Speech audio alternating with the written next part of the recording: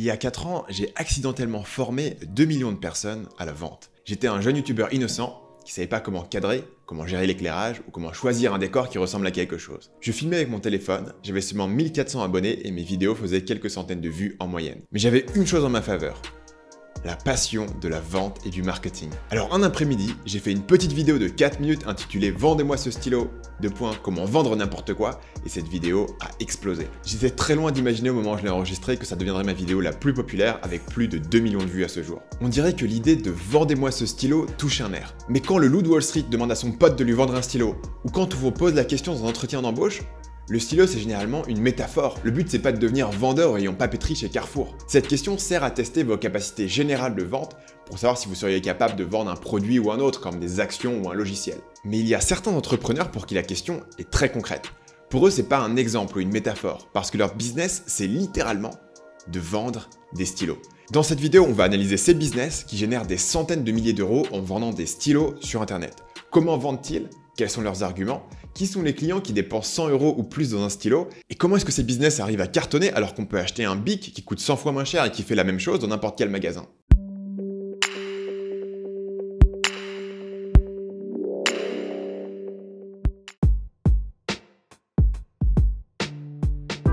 J'ai commencé mon enquête sur Kickstarter parce que ce site de financement participatif affiche les montants récoltés par chaque projet. Ça permet d'identifier ce qui se vend vraiment, contrairement à un site e-commerce classique qui n'affiche pas ses ventes. Au moment où je prépare cette vidéo, il y a pas moins de 8 projets de stylos en cours sur Kickstarter. Sur les 8, 6 ont déjà atteint leur objectif de financement ou en sont très proches. Et celui qui a récolté le plus d'argent est un stylo qui s'appelle le Mark II, qui a déjà généré plus de 150 000 $ de pré-vente, soit plus de 130 000 €. Voilà à quoi ça ressemble. Mark II is a custom-machined all-metal pen that is small enough to take with you wherever you go, but its clever design extends to a full-length pen when in use. Les créateurs de ce projet sont 2 entrepreneurs américains basés au Texas. Ce sont des vétérans de Kickstarter parce qu'ils ont lancé ensemble 11 projets sur la plateforme qui vont d'un kit pour créer votre propre sirop qui a levé 27 000 € à une monture pour fixer votre smartphone à un tripode qui a levé presque 180 000 €. Mais depuis 2018, ils semblent avoir trouvé leur niche. Leurs 3 derniers projets en date sont tous des stylos. Le Mark I a levé presque 200 000 € en 2018, l'édition Apollo a levé plus de 130 000 € en 2019 et finalement leur dernier projet en cours, le Mark II, a levé à son tour plus de 130 000 €.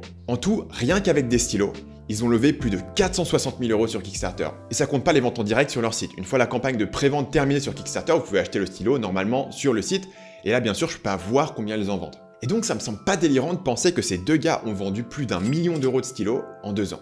Alors comment ont-ils fait? La première chose qu'on remarque, c'est que le tarif est élevé. Leur dernière création, le Mark II, coûte entre 70 et 90 € selon les versions. Du coup, c'est des campagnes qui vont lever des grosses sommes d'argent avec finalement seulement quelques milliers de clients. Et ça, c'est notre première leçon en matière de vente. Si vous n'avez pas beaucoup de budget marketing, ça sert à rien d'essayer de convaincre Monsieur Tout-le-Monde. Parce que Monsieur Tout-le-Monde, il en a rien à faire de votre produit. Il est très satisfait avec son Bic à 1,50 €. Il va jamais faire l'effort de commander un stylo sur Internet, surtout pas s'il faut attendre 9 mois pour la livraison parce que c'est une prévente, et encore moins si ça coûte 100 €. Si vous êtes une petite boîte, vous oubliez Monsieur Tout-le-Monde. À la place, il faut trouver les 1000 fanatiques qui voient tellement de valeur dans votre produit qu'ils sont prêts à payer cher et à attendre longtemps. Mais alors la question c'est, qui sont ces gens qui dépensent 100 € dans un stylo sur Kickstarter?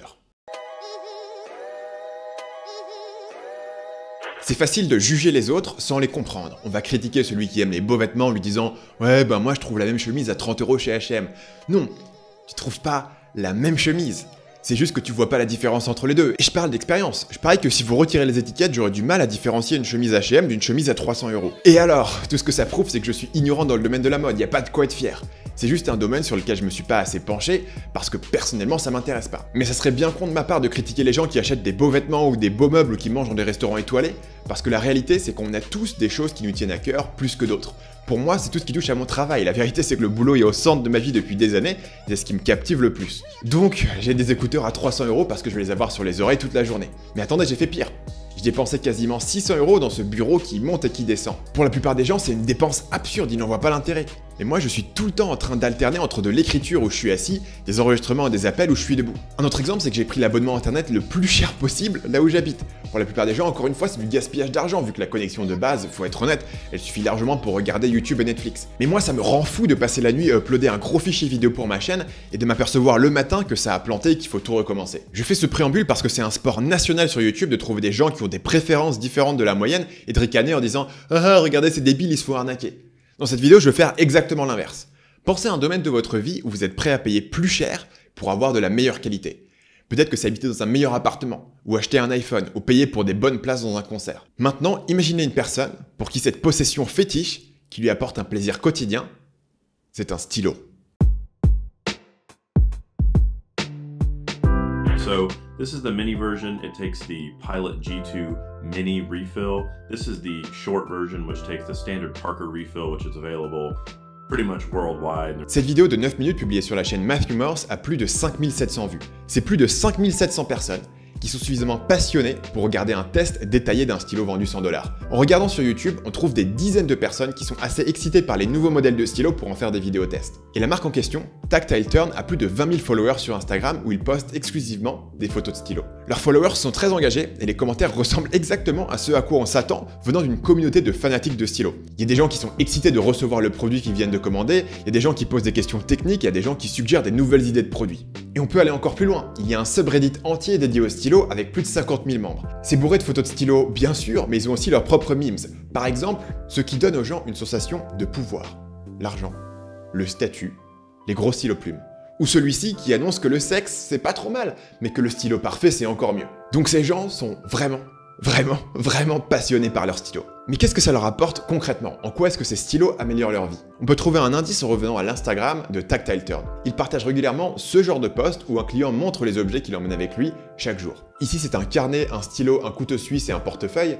Ici c'est un stylo, une lampe de poche et un couteau. Et ici par exemple on ajoute une montre. Tous ces posts sont tagués EDC pour Everyday Carry, c'est-à-dire les objets indispensables que vous emportez tous les jours avec vous. En remontant cette piste, on découvre que EDC c'est une communauté vibrante. Il y a des comptes Instagram entiers qui y sont consacrés et surtout une grosse communauté Reddit avec quasiment 300 000 membres. Le format est toujours le même, c'est une photo prise de haut avec les objets agencés sur une table ou tenus dans la main. Au-delà de sa main, le créateur n'est jamais dans la photo et pourtant, ces images sont une forme d'autoportrait. En quelques objets, ces posts communiquent « voilà quel type d'homme je suis ». Parce que oui, il semble s'agir quasiment exclusivement d'hommes qui font ces posts, il y a des équivalents féminins, mais le terme particulier de EDC est surtout utilisé par les hommes. Les objets qui reviennent le plus sont les couteaux suisses, les lampes de poche, les montres et les stylos. Et comme il y a beaucoup d'Américains, on voit aussi pas mal d'armes à feu. Donc l'autoportrait qui est fait dans ces photos EDC, c'est celui d'un mec qui est préparé à n'importe quelle éventualité. Il y a une vraie fierté à avoir sur soi des outils fiables à tout moment. Et bien sûr, si ce que vous emportez avec vous tous les jours, c'est une sorte de reflet de qui vous êtes, vous voulez pas trimballer un stylo en plastoc, vous voulez avoir un bel objet.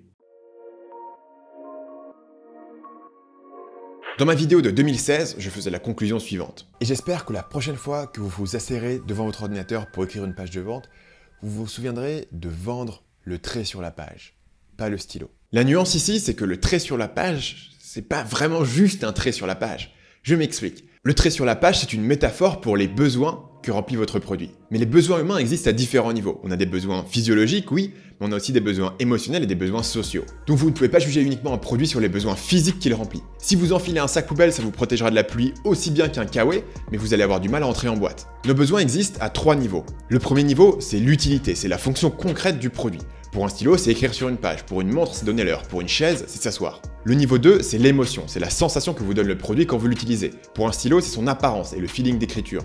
Pour une montre, c'est la fierté d'avoir une pièce fabriquée par une grande maison d'horlogerie.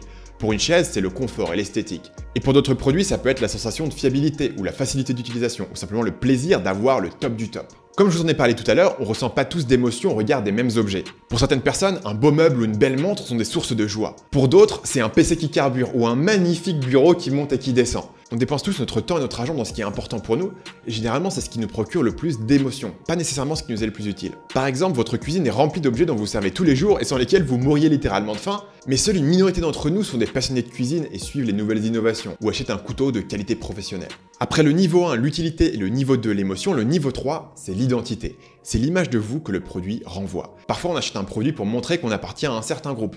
Dans d'autres cas, on veut prouver qu'on est différent. Dans les deux cas, c'est une question d'identité. Par exemple, acheter un stylo à 100 € peut être un moyen d'affirmer votre identité de créatif. Acheter une montre à 5 000 € vous permet d'affirmer vos goûts sophistiqués et votre fortune. Acheter une chaise de gamer, c'est un moyen de prouver que vous êtes un vrai de vrai et pas un pauvre casu qui joue à Animal Crossing. Ces 3 niveaux, utilité, émotion, identité, vont nous pousser à acheter des produits. Mais si vous êtes une entreprise, ils se valent pas. Parce qu'il est extrêmement difficile de générer des bénéfices si vous vendez un produit purement utilitaire. Si vous vendez un produit auquel le client n'a absolument aucun attachement émotionnel ou identitaire, le client achètera le produit le moins cher cher et puis basta. Évidemment, il y aura toujours quelqu'un pour vendre moins cher que vous, donc vous allez devoir casser les prix, et si vous êtes forcé de vendre à prix coûtant, il n'y a pas de budget pour la recherche et le développement, pour faire du marketing, et encore moins pour dégager des bénéfices. Et c'est pour ça qu'un produit purement utilitaire est généralement voué à l'échec, à moins d'avoir un monopole, ou un brevet exclusif, ou une entreprise colossale avec des économies d'échelle. Et c'est aussi pour ça que même des entreprises qui vendent des produits a priori utilitaires comme la nourriture et la lessive cherchent à créer un lien émotionnel avec la marque. On est prêt à payer un peu plus cher pour une bonne marque parce qu'on se dit que le produit sera meilleur, plus facile à utiliser et durera plus longtemps. Par exemple, la marque de pâte à tartiner de votre supermarché est moins chère et techniquement aussi nourrissante que le Nutella,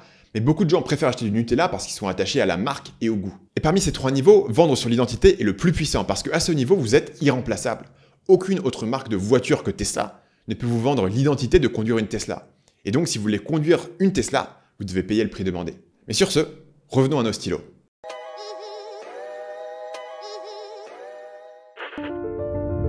Creativity begins with a... Je viens de vous montrer un extrait de la vidéo Kickstarter du Cosmos Ink, un stylo vendu entre 59 et 119 € par une boîte allemande appelée Steelform. C'est un produit qui a généré plus de 260 000 € sur Kickstarter. En tout, Steelform a lancé pas moins de 6 projets sur Kickstarter, tous des stylos, pour plus de 785 000 € de ventes. Et encore une fois, je ne prends en compte que les ventes sur Kickstarter, ils ont probablement vendu au moins le double si on prend en compte les ventes effectuées directement sur leur site web. Donc quels sont les arguments de vente pour vendre des centaines de milliers d'euros de stylos? Comme on l'a vu dans la section précédente, les arguments les plus puissants entrent dans deux catégories, l'émotion et l'identité. En achetant un stylo à 100 € sur Kickstarter, vous communiquez que vous êtes un créatif, quelqu'un qui prend la qualité de ses outils très au sérieux, et quelqu'un qui soutient les créateurs indépendants. Ce levier d'identité fonctionne quand vous vous identifiez au fondateur de l'entreprise. Ces entrepreneurs projettent certaines valeurs, et acheter leur stylo, c'est un moyen d'affirmer ces valeurs. Ils nous disent, oui, nos stylos sont plus chers, mais ils sont de qualité absolument incroyable, ils vont durer pour la vie et ils sont produits de manière artisanale dans nos ateliers. Chacune de ces marques y met son propre style pour parler à un type de client différent et je vais vous donner 3 exemples. Le Texan Will Hodges de Tactile Turn joue sur le côté rustique. C'est un gars habile de ses mains qui est capable de bricoler n'importe quoi. C'est le genre de mec qui répare sa bagnole tout seul dans son garage, qui fait sa propre installation électrique et dont les hobbies c'est la pêche et la chasse. En gros, c'est Ron Swanson de Parks and Recreation. Alors voilà comment Will Hodges raconte son histoire sur son site. Will a lancé Tactile Turn en 2012, pas loin de Dallas dans le Texas car il était frustré. Frustré de voir à quel point nous sommes déconnectés des objets que nous achetons et de comment ils sont fabriqués. Frustré que la fabrication de haute qualité à petite échelle soit devenue inaccessible pour l'individu moyen. Alors, il a décidé de prendre les choses en main. Il a acheté une vieille machine de tournage datant de la Seconde Guerre mondiale, a loué 15 mètres carrés dans le coin de l'atelier d'un ami et a fabriqué ses 1000 premiers stylos à la main. Studio Knit, qui sont les créateurs du Mark I et du Mark II avec lesquels nous avons commencé cette vidéo, sont aussi des artisans, mais la saveur est différente. On est plutôt dans le genre de personne qui a un MacBook et un Moleskine. Il parle à des designers, des architectes, des développeurs, des photographes. Et d'ailleurs, il produit non seulement des stylos, mais aussi des carnets, des montures pour tripod, des accessoires pour produits Apple et même des applications iPhone. La cohérence entre tous ces produits, c'est la passion de créer un design innovant qui aide les gens, comme l'explique sur leur site. Nous sommes 2 designers qui aiment créer des produits simples pour résoudre des problèmes. Pour prendre un dernier exemple d'identité, la boîte allemande Steelform a une approche plus allemande. Le style est plus froid, plus industriel.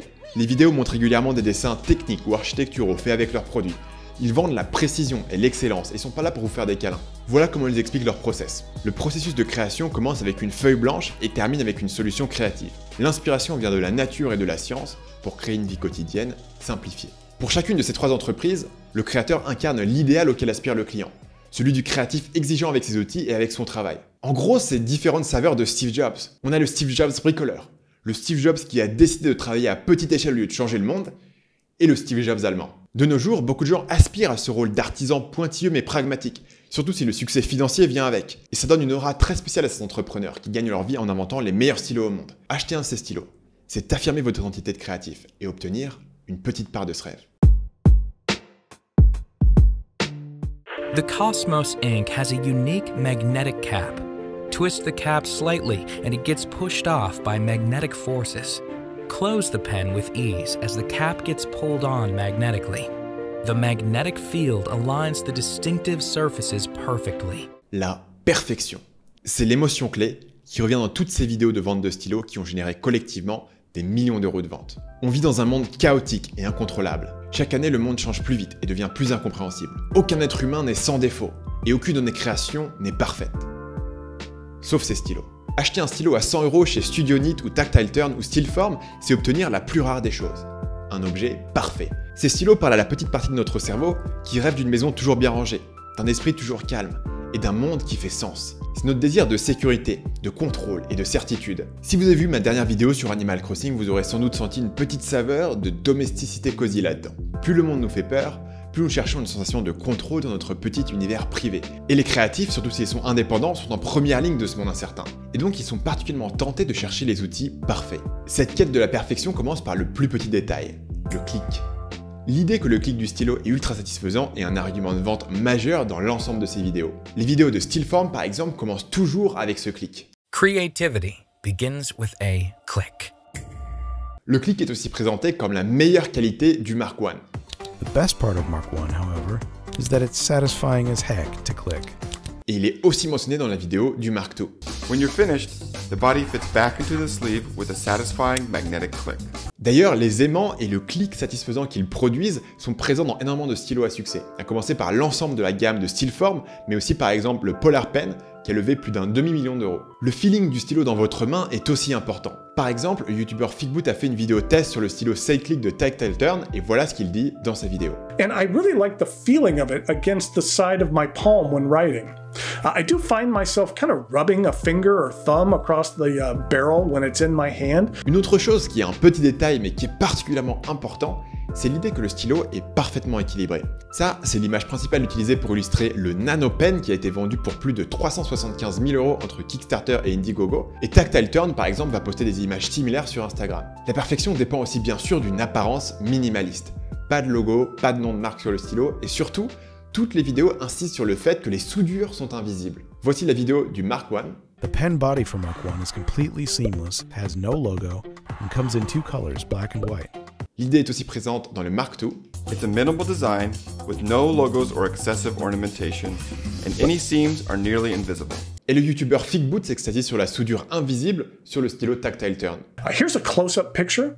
I challenge you to spot the transition. It's virtually invisible. Et finalement, la dernière chose qui fait de ces stylos un élément rassurant dans un monde qui change constamment, c'est qu'ils sont conçus pour durer pour la vie. Ces stylos sont systématiquement fabriqués en métal indestructible comme le titanium. Its all-metal construction functions without any glue or plastic parts and comes with lifetime guarantee. Autre exemple, Tactile Turn mentionne explicitement sur la page de vente que le stylo est conçu pour être légué aux futures générations. Et le Nano Pen va jusqu'à se vanter de résister à l'eau, au feu et à tout type de catastrophe. Finalement, si on devait résumer tout le marketing de ces stylos en une phrase, je prendrais celle-ci, tirée de la vidéo du Mark II de StudioNit. Like the Mark I before it, we wanted to make something minimal, durable, and a joy to use. Minimaliste, durable et un plaisir à utiliser. Autrement dit, le rare exemple d'un objet parfait qui nous aide à oublier, pendant quelques minutes, que le monde est chaotique, que la vie n'a aucun sens, et que nous allons tous mourir un jour. Après tout ça, qu'est-ce qu'on a appris sur comment vendre un stylo? Ou plus largement, qu'est-ce qu'on a appris sur comment vendre un produit premium à un prix premium et quand même faire un carton? Vous aurez besoin de 3 ingrédients. Premièrement, trouver une niche de passionnés, parce qu'il est inutile d'essayer de convaincre monsieur tout le monde de lâcher 100 € pour un stylo. On a tous des objets qui nous tiennent plus ou moins à cœur, vous devez trouver les gens qui sont passionnés par l'objet que vous avez à vendre. Souvenez-vous que si votre produit coûte une centaine d'euros, vous n'avez besoin que de quelques milliers de clients pour faire un tabac. Deuxième ingrédient, créer une identité à laquelle votre client peut aspirer. Quelle image est-ce que votre client veut envoyer autour de lui? Et quelle image est-ce qu'il veut avoir de lui-même? Est-ce qu'il veut se voir comme un créatif, comme un rebelle, comme quelqu'un d'intelligent, quelqu'un à la pointe de la technologie, ou quelqu'un qui a une conscience écologique? Troisième ingrédient, comprenez les émotions que votre client recherche en achetant ce produit. Qu'est-ce que votre client va ressentir quand il reçoit sa commande? Et surtout, comment pouvez-vous communiquer cette émotion dans votre marketing? Les vendeurs de stylos nous font rêver d'une expérience de perfection. Les mots ne suffisent pas. Ils doivent nous faire vivre cette émotion. Et pour ça, le raccourci le plus direct, c'est ce clic bien satisfaisant. Si vous faites de l'e-commerce, j'ai produit une série de 7 vidéos dans laquelle j'analyse le marketing de produits physiques qui ont généré des centaines de milliers d'euros de vente. Cette série s'appelle le guide du copywriting e-commerce, elle est disponible uniquement par email. Cliquez sur le bouton qui se trouve en dessous de moi pour vous inscrire et apprendre comment vendre un produit physique sur internet. Et si vous voulez approfondir les techniques de vente dont on a parlé dans cette vidéo, cliquez ici pour regarder la playlist où j'ai rassemblé mes meilleures analyses de vidéos de vente, y compris la pire pub de tous les temps et la meilleure pub de tous les temps. À la prochaine.